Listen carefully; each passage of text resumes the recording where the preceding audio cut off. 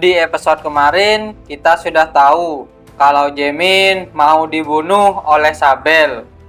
Kalian penasaran dengan kelanjutan ceritanya? Jadi, tanpa berlama-lama, kita langsung saja ke ceritanya. Kita dilihatkan dengan Jaemin yang sudah berada di kamarnya. Ibu Jaemin berkata, "Kalau kamu berkeliaran seperti itu lagi, aku akan membunuhmu. Maafkan aku," ucap Jaemin. Jaemin mengingat-ingat lagi kejadian yang terjadi sebelum dia ada di kamar dan kenapa dia sudah berada di kamar. Jaemin bergumam, "Apa ini semua berkat artefak pemberian si kakek itu?" Jaemin berkata, "Apa ibu melihat kalungku? Yang ini sebenarnya kalung yang diberikan oleh nenekmu. Nenekmu punya kemampuan untuk melihat masa depan." Kita beralih di wilayah selatan Biron yang berjarak lebih dari 10.000 km dari Afton. Di sana ada Sabel yang sedang berlari. Dia bergumam, "Sial, cahaya apa itu tadi?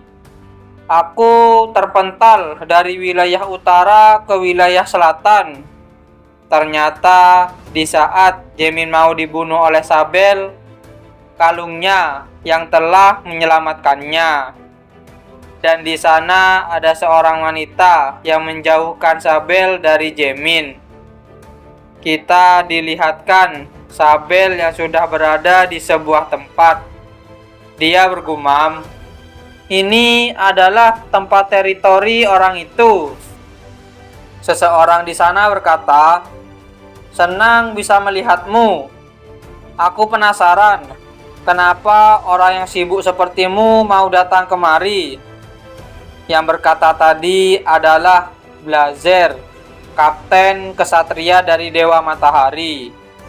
Dengan tiba-tiba, dia mengeluarkan kekuatan yang sangat besar. Dan dia berkata, "Kalau kamu jujur, akan kuberikan padamu kematian yang cepat dan damai." Dasar monster. Kita beralih di tempat kelompok Piro. Dan di sana ada acara pemakaman dari tetua Piro, Sepira.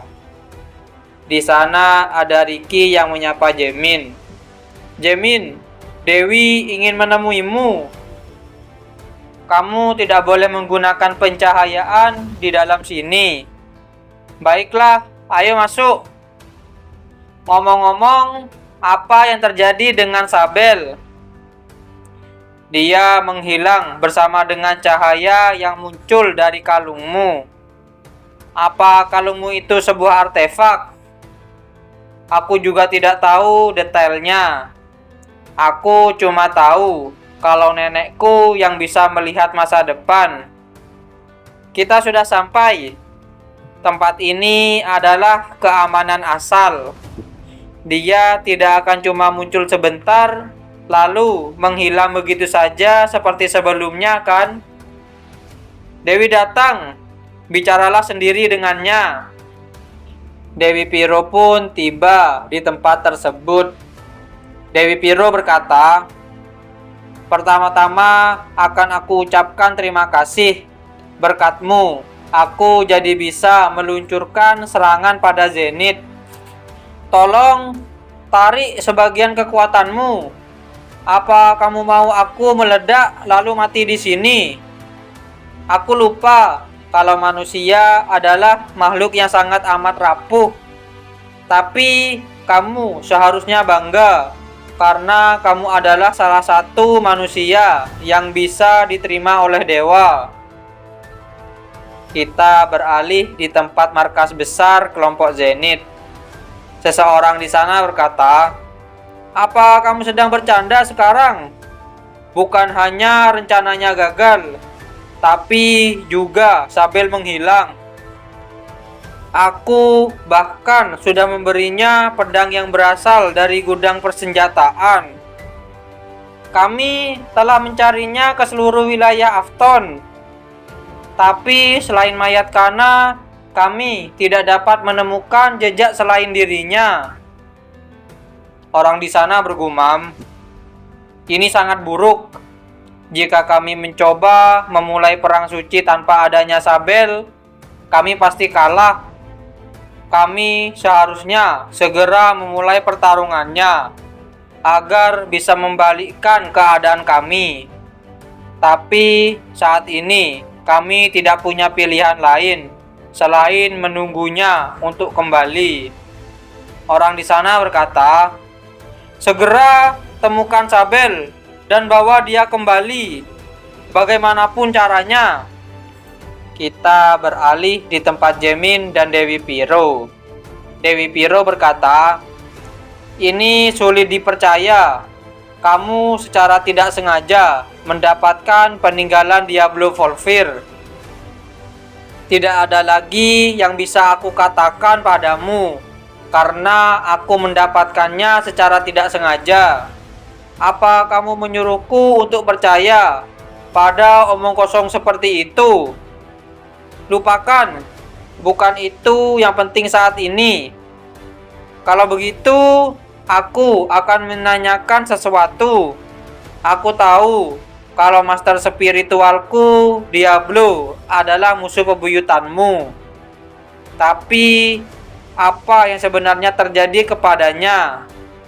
Aku tidak tahu, karena dia disegel di alam keabadian, Primordial Darkness.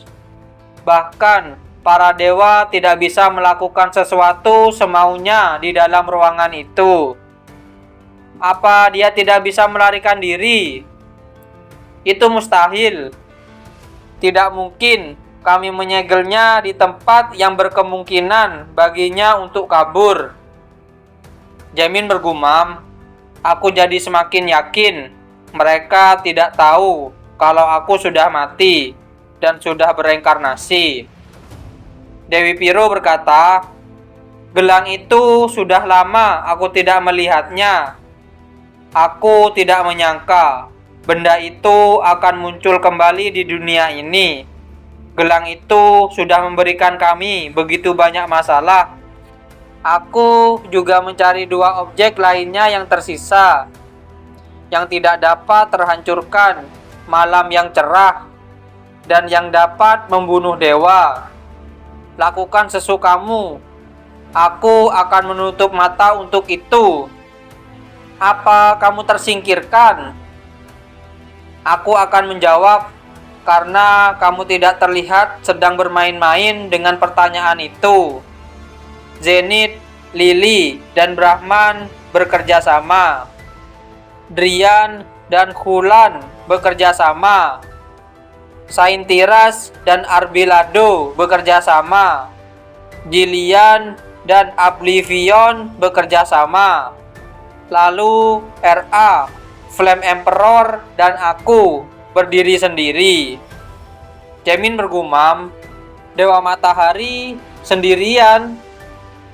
Dewi Piro berkata, "Flame Emperor memang sendiri sedari awal, dan RA lebih seperti berkuasa sebagai dewa absolut daripada disebut sendirian. Aku tidak berpikir kalau kamu harus selalu merasa seperti dalam bahaya cuma karena kamu sendirian. Itu karena Zenith, si bajingan itu. Dia pikir kalau dia adalah anjing pelacak milik RA, dan lalu dia menargetkanku cuma karena mau menyalahkanku atas kejadian itu. Dia berniat untuk mencuri kekuatanku untuk kemudian melawan RA. Bajingan menjijikkan itu, beraninya dia melewati batas. Itulah mengapa kamu membutuhkan kekuatanku. Meski aku menjadi seorang penyihir hitam, Black Mana yang kamu miliki sudah ada sejak permulaan.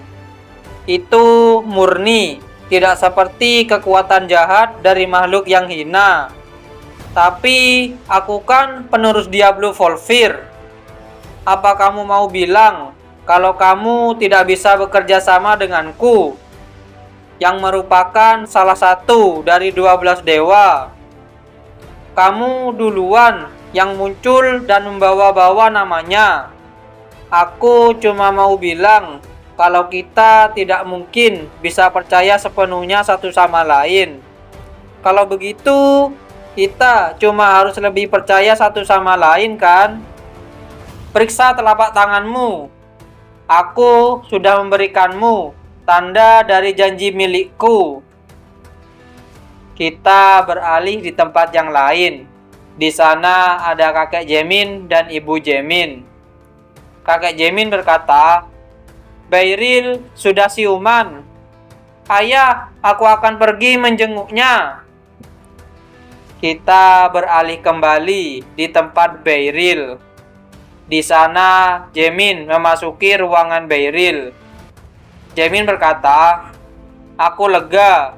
Tadinya aku khawatir kalau tidak akan terpasang kembali dengan benar." "Omong kosong. Apa yang kamu bicarakan di depan seorang pasien? Ya kan, aku masih anak kecil." "Terima kasih. Aku tidak melakukan apa-apa.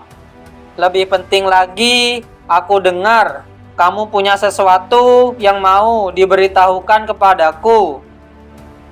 Apa kamu tahu tentang Frontier?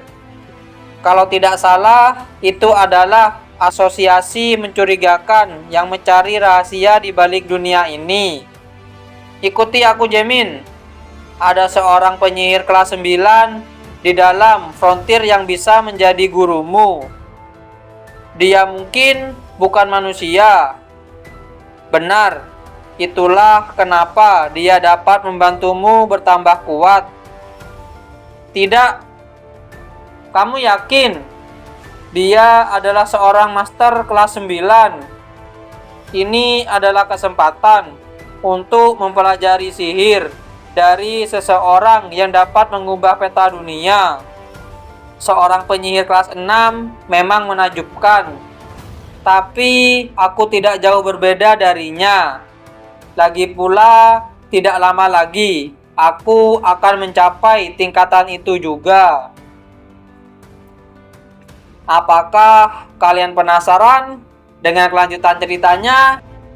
Jadi, jangan lewatkan di episode yang selanjutnya. Terima kasih sudah menonton video kami sampai selesai. Jangan lupa subscribe, like, dan komen, dan share video kami ke teman-teman Anda. Dan dadah!